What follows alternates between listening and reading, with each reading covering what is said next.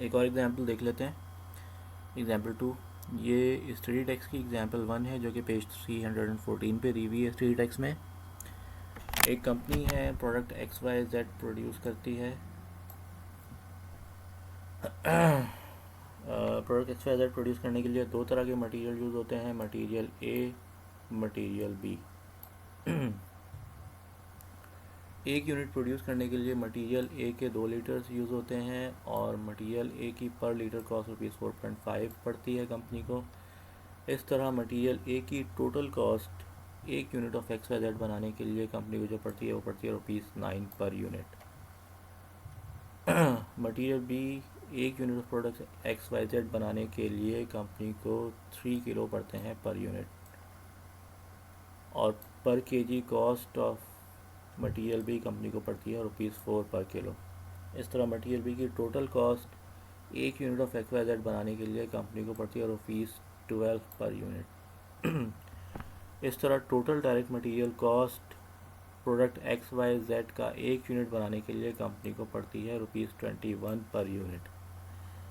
Direct labour, दो तरह के लेबर यूज़ हो रहे हैं, ग्रेड 1, ग्रेड 2 लेबर।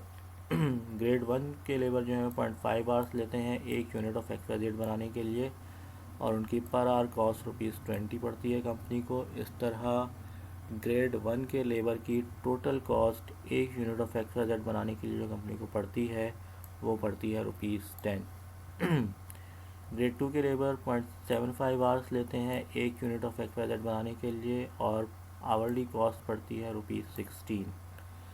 इस तरह ग्रेड 2 के लेबर की टोटल कॉस्ट एक यूनिट ऑफ XYZ बनाने के लिए जो कंपनी को पड़ती है वो पड़ती है ₹12 पर यूनिट। यानी total direct labour cost XYZ का एक यूनिट बनाने के लिए कंपनी को पड़ती है ₹22 पर यूनिट। ओवरहेड्स, दो तरह के ओवरहेड्स लग रहे हैं, वेरिएबल ओवरहेड और फिक्स्ड ओवरहेड पर। वेरिएबल ओवरहेड्स के 1.25 आवर्स लग रहे हैं एक यूनिट ऑफ XYZ बनाने के लिए, और पर आवर कॉस्ट जो है वो ₹4 है। इस तरह वेरिएबल प्रोडक्शन हेड की पर यूनिट कॉस्ट कंपनी को पड़ रही है ₹5 per unit of XYZ। Fix overhead के 1.25 आवर्स कंज्यूम हो रहे हैं at the rate of ₹40 per hour, और production overhead, fix production overhead की पर यूनिट कॉस्ट जो कंपनी को पड़ रही है वो पड़ रही है ₹50 पर यूनिट ऑफ XYZ। इस तरह XYZ के एक यूनिट को बनाने की टोटल कॉस्ट जो कंपनी को पड़ रही है वो पड़ रही है ₹98 पर यूनिट ऑफ XYZ। यहाँ पर देखा जाए तो यहाँ पर इस एग्जांपल में fix production overhead per unit cost पे एलोकेट हो रहे हैं। यानी हम ये कह सकते हैं कि ये एग्जांपल भी एब्जॉर्प्शन कॉस्टिंग मॉडल पे बेस कर रही है। अब हम देखते हैं कि स्टैंडर्ड कॉस्ट ड्राइव कैसे होती है, या इनको किस तरह एस्टिमेट किया जाता है, इनकी एस्टिमेट्स की बेसिस क्या होती हैं, और स्टैंडर्ड्स के टाइप क्या होते हैं, स्टैंडर्ड कॉस्ट की कितनी टाइप्स होती हैं।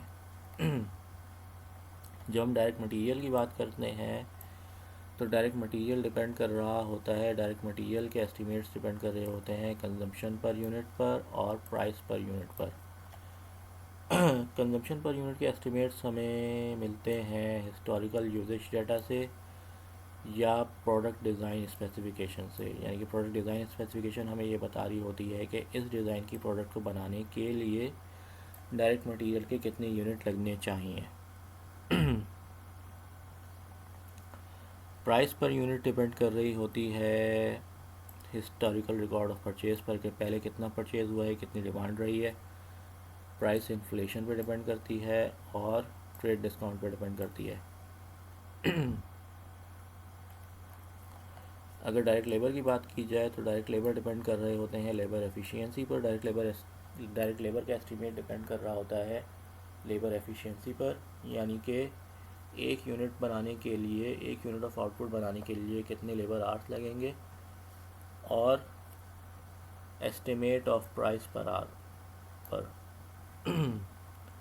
एफिशिएंसी या एस्टिमेट्स ऑफ एफिशिएंसी किस पे डिपेंड कर रहे होते हैं, historical record of labour hours spend पर, यानी कि पहले कितने लेबर आवर्स लगते थे एक यूनिट बनाने के लिए, या फिर सिमिलर वर्क परफॉर्म करने में कितना टाइम लग रहा है उस पर ये बेस कर सकता है, या फिर स्पीड टेस्ट पे, यानी कि हम करके देख लें, प्रोडक्शन करके देख लें कि कितना टाइम लग रहा है एक यूनिट प्रोड्यूस करने में, और फिर उसको प्रोजेक्ट कर दें, उसकी प्रोजेक्शन बना दें। पर और प्राइस के एस्टिमेट डिपेंड कर रहे होते हैं लेबर के स्किल्स पर, उनके एक्सपीरियंस पर और उनकी सीनियरिटी पर। यहाँ पर एक चीज़ नोट करने की है कि हर एम्प्लॉय को सेम रेट पे नहीं किया जाता। उसकी वजह ये होती है कि उनके स्किल्स और नॉलेज में डिफरेंसेस होते हैं, उनके एक्सपीरियंस में डिफरेंसेस होते हैं और सीनियरिटी में डिफरेंसेस होते हैं। यानी कि हर का स्किल लेवल अलग होता है, हर का एक्सपीरियंस अलग होता है और सीनियरिटी डिपेंड करता है।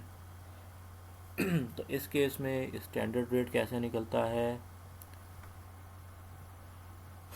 यहाँ पर तमाम लेबर की लेबर कॉस्ट को एवरेज आउट कर दिया जाता है और एक एवरेज रेट ऑफ पे निकाल लिया जाता है, और वो रेट ऑफ पे करंट रेट पर भी बेस कर सकता है और एक्सपेक्टेड रेट पर भी बेस कर सकता है। अब हम देखते हैं कि स्टैंडर्ड्स के टाइप्स क्या होते हैं। स्टैंडर्ड्स के 4 टाइप होते हैं: ideal standard, attainable standard, current standard और बेसिक स्टैंडर्ड। आइडियल स्टैंडर्ड कहता है कि यहाँ पे कोई लॉस नहीं हो रहा, कोई आइडल टाइम नहीं आ रहा, परफेक्ट कंडीशन है। अटेनेबल कहती है कि एक एफिशिएंट लेवल है लेकिन परफेक्ट कंडीशन नहीं है, थोड़ा बहुत वेस्टेज हो रहा है, थोड़ा बहुत आइडल टाइम भी आ रहा है, बट वो एक रीज़नेबल लिमिट के अंदर है, एक्सेप्टेबल लिमिट के अंदर है। करंट स्टैंडर्ड कहता है शॉर्ट टर्म होता है, बेसिकली करंट कंडीशन पे प्रिवेल करता है कि करंट कंडीशंस में क्या परफॉर्मेंस अचीव हो सकती है या क्या कॉस्ट हम इनकर कर सकते हैं। ये टेम्पररी होता है और शॉर्ट टर्म होता है। बेसिक स्टैंडर्ड है, ये एक थ्योरेटिकल स्टैंडर्ड होता है जो कि मिनिमम प्रोडक्शन स्टैंडर्ड सेट कर देता है कि हमें ये स्टैंडर्ड तो मस्ट अचीव करना ही करना है सर्वाइवल के लिए। ये लॉन्ग टर्म होता है और ये चेंज नहीं होता।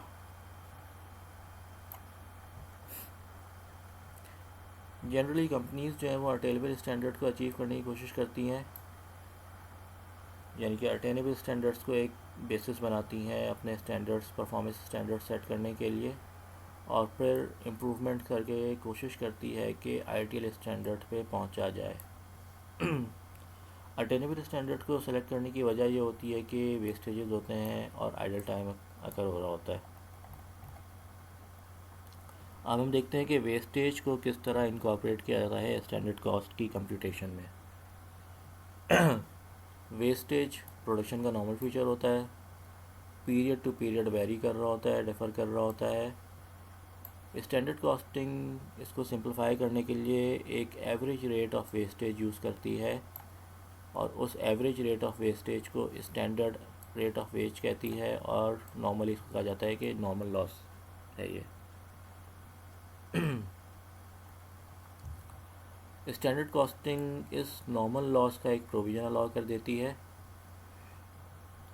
ताकि हम ये डिटरमिन कर सकें कि expected quantity of raw material कितनी चाहिए होगी एक यूनिट ऑफ आउटपुट बनाने के लिए अंडर नॉर्मल लॉस कंडीशन।